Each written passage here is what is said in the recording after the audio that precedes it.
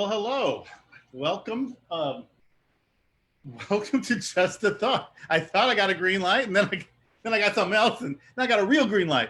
So now, hello. Welcome to Just a Thought. This is our Saturday discussion where we discuss just a thought. Although really lots of thoughts pop up, but we start with just a thought. Of course, I'm Durrell Watkins, the senior minister of the Sunshine Cathedral. And with me, and this is the way it's going to be, is Reverend Cindy Lippert. I'm here in Florida. She's there in Arizona? I'm in Arizona today. Sometimes it's New Mexico. Yeah. But on the interwebs, it doesn't matter. So, yeah. All right. And once again, last week, I'm looking at this gorgeous picture down here. I'm like, oh, look at the nice picture. Well, it's my husband. Y'all can't, I didn't know. No one else can see it. I don't know why. I can see it. I think Cindy can see it. The world can't see it. So I spent like 20 seconds last week talking about this great photo. Nobody knew what I was talking about. I think there should be a show on just trying to do this. Oh, right. Yeah. So, but we got to figure it out. So anyway, today's thought comes from Albert Grier. Albert Grier, just in case you haven't heard of him, he's not like Ernest Holmes or Myrtle Fillmore or Melinda Kramer or Johnny Coleman, someone whose name, just this you're probably familiar with, or Louise Hay or someone like that. But he's very important in historical New Thought philosophy. He was actually a Universalist minister. He had a science background. He majored in science at the University of Michigan, but then he became a Universalist minister. And after being an experienced minister in that denomination, he started the Church of Truth in Pasadena, California. And then there were other branches of that. I think maybe they even still are in Canada, but the church in Pasadena, very significant for a long, long time. And then Albert Grier, who not only started that church, but there was a pretty major Divine Science church in New York City, and he led that church for a while, the same church that Fenwick Holmes had for a while, that Nona Brooks took for a little bit as an interim, and that Emmett Fox led so successfully so long. So Albert Grier was actually in that lineup of ministers in New York, as well as founding a significant church in Pasadena. So he's significant. Not a household name anymore, but he had some stuff to say. So our thought today comes from Albert Grier, who wrote, "When we know God, we become conscious of our at-one-ment with God." Let's say that one more time. Although I think if we just read it slowly and sat silently meditating on it, it would be a thing in itself. I mean, I love this statement, but when we know God, we become conscious of our at-one-ment with God. You got a thought about that, Reverend Cindy Lippert? I have a thought about it and many thoughts. I love the breakdown of atonement as at-one-ment. When you look at it on the written page, it elevates the whole idea. Atonement is kind of a confusing, archaic word, but at-one-ment reminds us that God is resident within us. Which he parses it out like that. He added the little hyphens. He parsed it out. Wow. Yeah, that wasn't even my editorializing. He did that. I didn't realize that. I know that Melinda Kramer, we get that from Melinda Kramer too. When Melinda also Kramer had, exactly. The girls of the 1800s and Albert. When Melinda had her healing in 1885 and had been an invalid for 25 years and said, just threw up her hands really to the universe and said, is there anything that can take this from me? Is there anything big enough?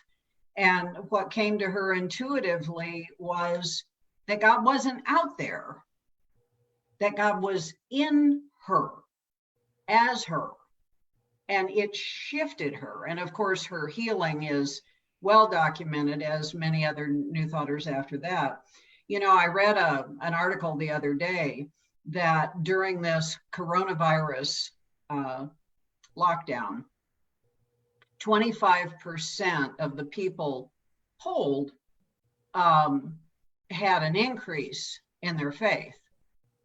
Well, that may sound hopeful, except 75% didn't. Yeah. What occurred to me, Durrell, is that I don't think it's so much that God failed as much as the idea of God is failing for some people. The idea of New Thought is to think about God in a different way. So if you feel like, where's God in all of this? And really, it looks pretty grim right now. So where is God in all of this? My mentor, the wonderful Reverend Dr. Ann Kunith, taught me, you know, God doesn't have arms and feet and legs and voice. God says, I have no feet. Will you be my feet? I have no voice. Will you be my voice? Will you be my hands? And the idea of God being resident in us, at one with us, puts us in the active position rather than waiting for God to come down like Mighty Mouse. Here I come to save the day. We are the saviors. We are the ones that do the work. You see this with wonderful people that are becoming activists that never were before. Right. Everyone says that God is omnipresent. You'll never get an argument from almost anybody. You know, God is everywhere. That's true. That's. But then we immediately pray as if we had to send a telegram to God, as if we had to like get God's attention and then make a case for God to even, you know, care at all, and then wait to see if maybe God will bother to respond. And then, of course, the response may be no. I mean, the response may be, nah, can't be bothered. Yeah. And so we act as if God is very distant. And so we say God is present, and then we act as if God is the least present thing in our lives. And so it creates some cognitive dissonance. I mean, we say God is love, and then we talk about all the ways that God's going to punish people. We talk about that God is merciful, and we talk about all the people who are beyond the reach of God's love and mercy somehow. We say that that, you know, God's got the whole world in God's hands, and then we wonder, you know, how we're going to face whatever challenge is at hand. So we have a vocabulary for talking about God, and then we have a very different vocabulary for how we deal with God personally. And you know, if we're going to have conflicting messages, then they're always competing, and one's going to win out sometimes, the other one's going to win out sometimes. And so the reason I think our faith produces a hodgepodge situation is because that's what we're giving it. That's what we're putting into it. Yeah. We're planting hodgepodge seeds, and we're getting a hodgepodge garden, you know, because that's what we're doing. So, I mean, I want to say two things about that. One is, if God is omnipresent, that means the only presence there is. God is all presence. God is everywhere fully present. Two things can't occupy the same space at the same time. So if God is everywhere present, that doesn't mean God is next to me or above me or right behind me. God has to be right where I am. So I have to be part of God. I just have to be. Either I'm not. If I'm not, then God is not omnipresent. If God is omnipresent, then I am part of God. I've got to work out which one I believe. And I'm free to believe either. I'm free to change my mind once I make a choice or whatever. But I'm going to trip myself up if I say God is omnipresent. Please, God, wherever you are, hear me. Which one is it? Which one is it? And when we are confused like that, when we give ourselves conflicting messages, somehow, and I don't know the psychology behind this, but somehow we tend to trust the more negative option. We do. It's true. Cognitive dissonance is exactly what it is. It's like we pray, dear God, I hope that you will, instead, and will puts God out there in future tense. Well, in future tense is not where I am. I'm here. So if God is here, then why am I praying to God out there and God in the future? a much stronger prayer would be, dear God, thank you for all the good that is emerging now. For those that are out of work and out of hope and out of faith, what about an idea of God? Just a thought. Hello. Mm-hmm. What about an idea of God that is empowering you right now for you to be the activity? Now, the problem with that idea, as you know, is it places responsibility on me, on us, instead of waiting for God to show up with the big bonus check at the front door from the clearinghouse guy, you know? So instead, I'm the one. There's a wonderful organization out here called Be Fruitful. And as you know, in Arizona, we grow a lot of fruit, a lot of citrus, and everybody has more than they can handle. So what Jody Floyd and Matthew Earl Jones have done is they have organized these volunteers to pick the fruit and take it up to the Navajo Nation, which you know is getting hit really hard right now. Well, people started hearing about this, and one rental truck company gave them a truck to take it up there. And people started giving toiletries and sanitizers and all this to the Navajo Nation. So that to me is God in action. That to me is God working. Mm-hmm. And God present. Right. Well, Eric Butterworth and Ernest Holmes both said, what God does for us, God must do through us. Yeah. And so, so God is in the citrus grove, and God is in the harvester, and God is in the driver, and God is in the food server. And, so this fruit that's blessing people in need right now. Yeah. God had a lot of hands, a lot of arms waving like the statue. Exactly. A lot, but that's our at-one-ment. That's our unity with God, that what God does for us, God does through us. Now, sometimes, I love it when things work out my way. And I do. And it happens more often than would be random chance. And I believe that, determination and optimism and all of that plays into that. Sometimes just luck, sometimes hard work, sometimes knowing the right people, just having good friends that won't let you fall on your face. I mean, all of this, but all of that is God too. Yeah. But sometimes it doesn't work out the way you want it. Yeah. Sometimes you prayed your best practitioner prayer. You knew 100% that God is life, and God is wisdom, and God is prosperity, and God, and you knew it, and you said it, and you claimed it, and you gave thanks for it, and you released it, and it all went to crap. Yeah. Or so it seemed. So do you have a word for people for when it didn't work out the way they wanted, the way they deserved, the way they really, really hoped? I just think about, it's usually around some sort of loss, losing a loved one, losing a job, losing an opportunity. You really wanted that house, someone outbid you. I mean, whatever. It's usually about a loss. And I just remember like pruning rose bushes and pruning trees, that there's loss and there's cutting, and for all I know, the plant feels discomfort from it.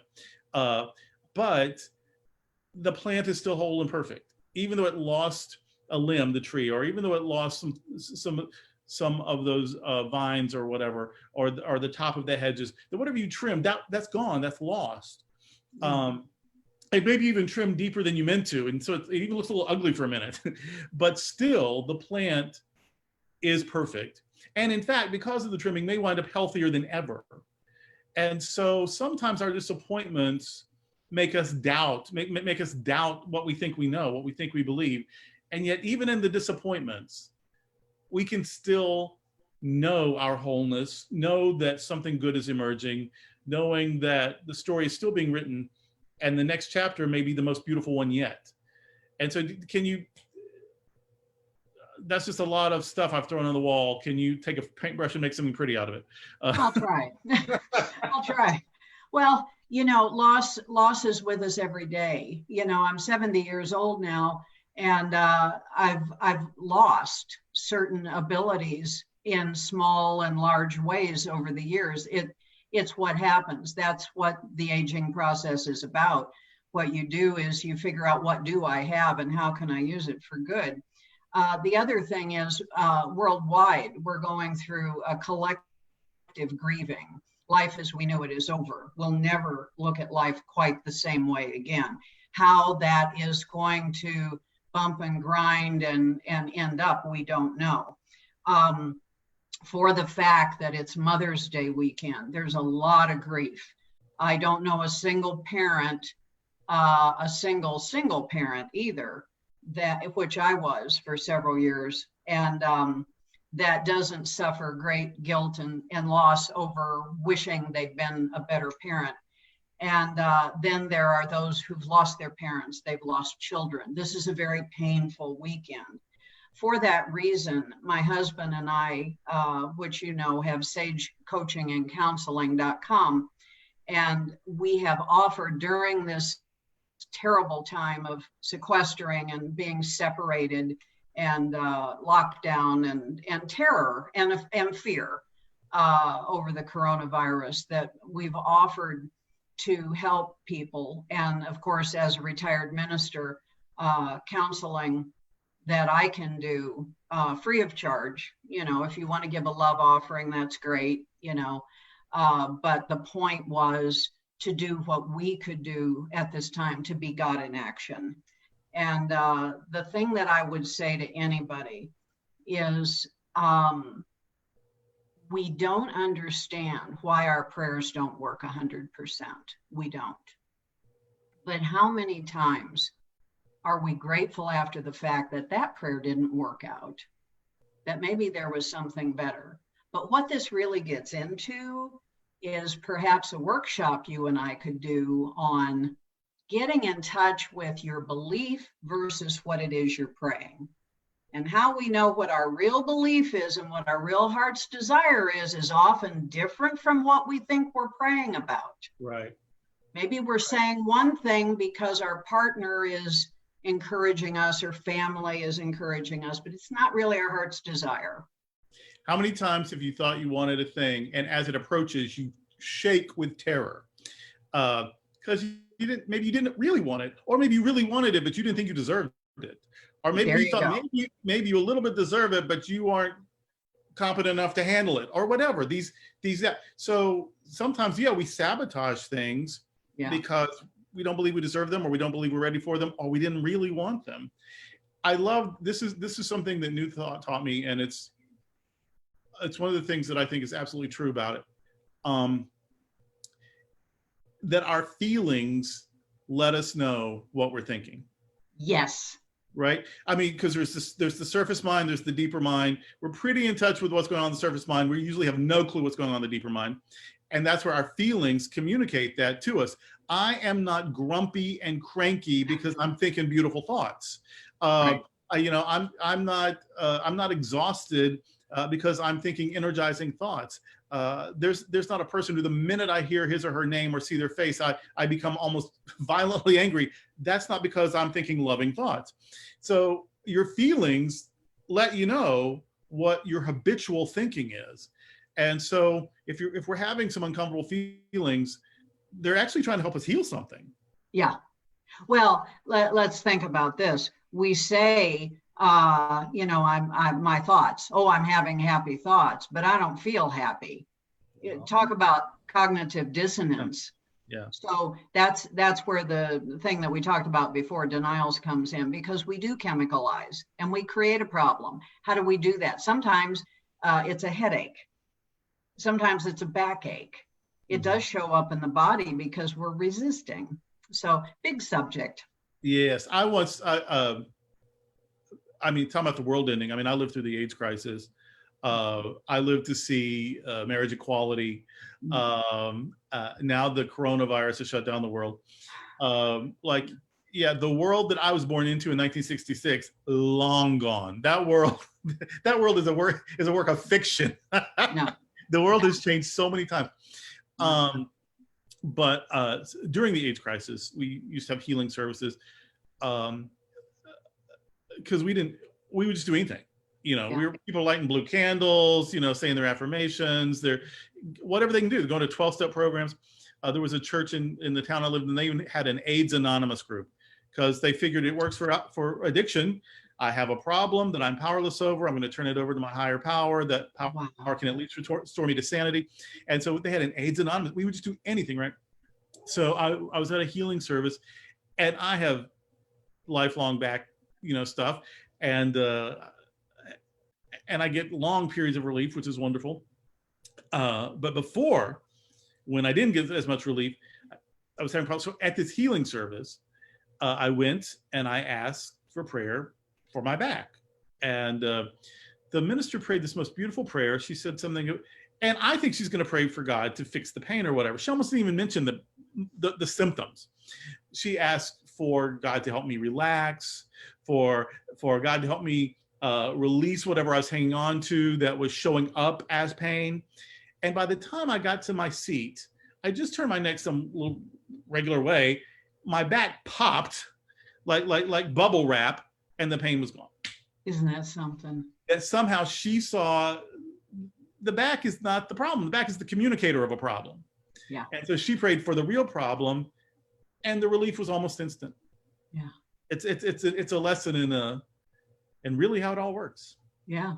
Yeah. And a reminder that when we know God, we become conscious of our at-one-ment with God. It's just a thought.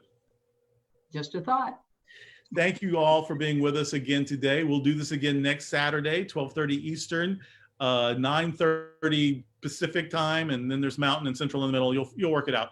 12:30 my time next Saturday. Join us again tomorrow at 10:30 for worship at the Sunshine Cathedral, online, Facebook and YouTube.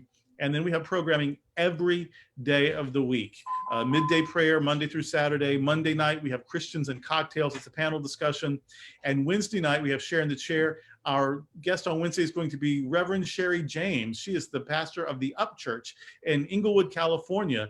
That was a church founded by Della Reese. And Reverend James is just amazing. So you'll definitely want to hear her on Wednesday. So that's it for this week's Just a Thought. God bless you. Thank you, Cindy, for another week. We'll do it again.